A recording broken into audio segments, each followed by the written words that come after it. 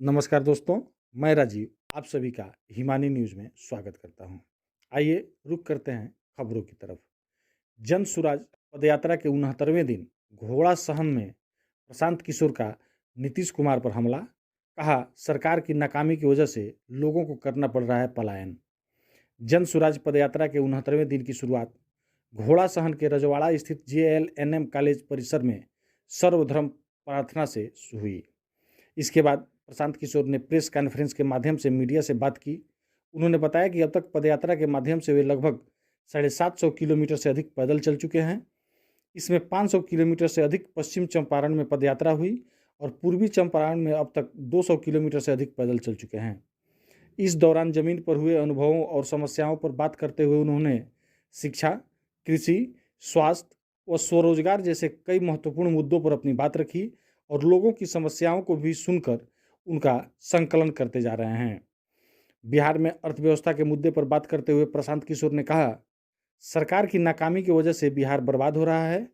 आज बिहार के पैसे से गुजरात, महाराष्ट्र जैसे राज्यों में उद्योग लगाया जा रहा है। बिहार के लोग उन राज्यों में जाकर मजदूरी कर रहे हैं, मतलब बिहार को दुगनी मार झेलनी पड़ रही है।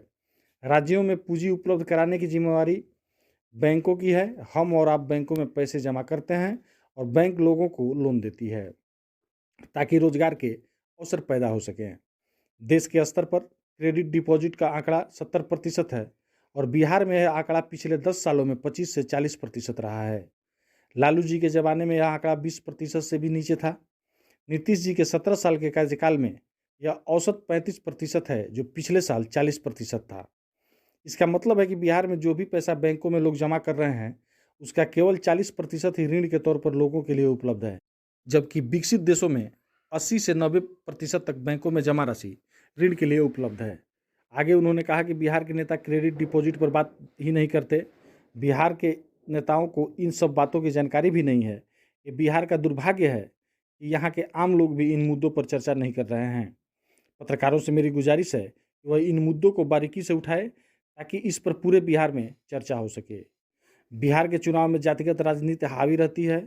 इस सवाल पर जवाब देते हुए प्रशांत किशोर ने कहा कि हमने जातिगत राजनीति वाली मानसिकता को ज़्यादा हवा दे दी है। मैं आपको ऐसे 5 चुनाव बता सकता हूं जिसमें बिहार के लोगों ने जातिगत राजनीति से ऊपर उठकर वोट किया है। 1984 में इंदिरा गांधी की मृत्यु से उपजी हुई सहानुभूति के लहर में लोगों ने जातियों से ऊपर उठकर वोट किया था।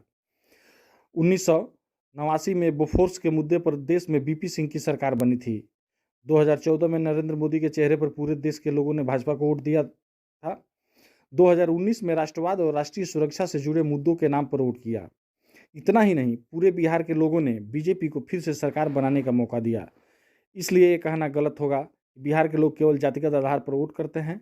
चुनावों में जाति एक फैक्टर हो सकता है, लेकिन बिहार में भी ये उतना ही बड़ा फैक्टर है जितना दूसरे राज्यों में। आइए सुनते हैं क्या कहा प्रशांत किशोर ने। जो 60% आदमी भूमिहीन है या कोई यहाँ पर जो स्वरोजगार करना चाहता है, उसके लिए सबसे जरूरी क्या है? व्यापार करने के लिए आपकी अपनी समझ, आपकी रिस्क लेने की क्षमता के साथ साथ सबसे जरूरी है पूंजी का होना। तो बिहार जैसे राज्य में पूंजी को लेकर पिछले 10-15 साल में क्या हो रहा है, अब इस पर मैं आपको एक आंकड़ा देता हूं जिसकी कोई चर्चा बिहार में आपने कभी सुनी नहीं होगी अपनी पत्रकारिता के जीवन में। बिहार में जो पूंजी है, पूंजी उपलब्ध कराने की जिम्मेवारी पूरे देश में बैंकों की है। बैंक जो काम करते हैं, आप और हम बैंकों में पैसा जमा करते हैं और बैंक ऋण के तौर पर लोगों को पैसा देते हैं ताकि लोग व्यापार कर सके। देश के स्तर पर 70%, ये आंकड़ा है 70%, एक रेशियो है क्रेडिट डिपॉजिट का, मतलब जितना पैसा बैंकों में जमा होता है उसका कितना पैसा वो ऋण के तौर पर दे रहे हैं। ये देश का औसत है 70%, मतलब जितना पैसा बैंकों में जमा हुआ उसका 70% पैसा लोगों को ऋण के तौर पर व्यापार करने के लिए, उद्योग धंधे लगाने के लिए मिला। बिहार में यह आंकड़ा पिछले 10 साल से 25 से 40% रहा है। लालू जी के जमाने में यह आंकड़ा 20 से भी नीचे था। नीतीश जी का जो 17 साल का कालखंड है, ये औसत अभी 35% है। पिछले साल ये था 40%। अब इसका परिणाम क्या हो रहा है मैं आपको वो बता रहा हूं। पिछले साल बिहार की गरीब जनता ने बैंकों में 4,20,000 करोड़ रुपया जमा किया। तो अगर औसत, राष्ट्रीय औसत भी आप मान ले तो 2,80,000 करोड़ रुपया बिहार के लोगों को ऋण के माध्यम से छोटे बड़े उद्योग धंधे लगाने के लिए, स्वरोजगार के लिए मिलना चाहिए था। लेकिन चूंकि 40% ही ऋण दिए गए तो मिला कितना? 1,62,000 करोड़। इसका मतलब कि 1,25,000 करोड़ रुपया तो राष्ट्रीय औसत के मुकाबले हम लोग को ऋण कम मिला। और ये पैसा बजट का नहीं है, ये पैसा केंद्र सरकार का नहीं है, ये पैसा गया कहां? ये पैसा बैंकों के माध्यम से उन राज्यों में जा रहा है जो उद्योग को प्रश्रय दे रहे हैं, जो इंडस्ट्रियलाइज स्टेट है। केरल में, तमिलनाडु में, गुजरात में, आंध्रा में, कर्नाटक में और महाराष्ट्र में CD ratio, credit deposit ratio 90% से ज्यादा है।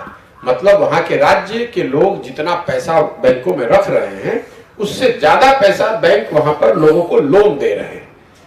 तो यहां का पैसा, बिहार का पैसा उठाकर या बिहार जैसे गरीब राज्यों का पैसा उठाकर बैंक उन राज्यों में ऋण दे रहे हैं जहां पर उद्योग धंधे ज्यादा लग रहे हैं, और हम लोग का पैसा उन राज्यों में जा रहा है और हम लोग के लोग जाकर उन्हीं फैक्ट्री में, उन्हीं व्यापारिक प्रतिष्ठानों में मजदूर बन रहे हैं।